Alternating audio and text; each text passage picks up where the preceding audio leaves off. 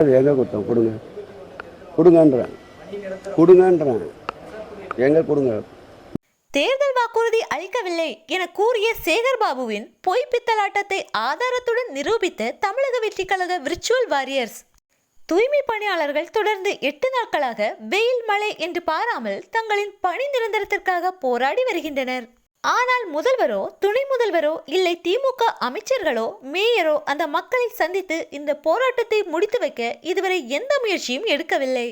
கேட்டால் மக்களுடன் ஸ்டாலின், உங்களுடன் ஸ்டாலின் என பேசுவது. இந்நிலையில் செய்தியாளரை சந்தித்த அமைச்சர் சேகர்பாபுவிடம் செய்தியாளர்கள், நீங்கள் சொன்ன தேர்தல் வாக்குறுதியை தானே நிறைவேற்ற கேட்கிறார்கள், அதை நிறைவேற்றுவது உங்கள் கடமைதானே, ஏன் அதை நீங்கள் நிறைவேற்றக்கூடாது என்று கேட்டனர்.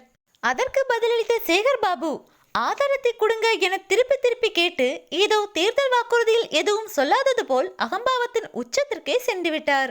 அதோடு நிற்காமல் அதற்கு ஒருபடி மேலே சென்று நீங்கள் எந்த பிரஸ் என ஆவேசப்பட்டார்.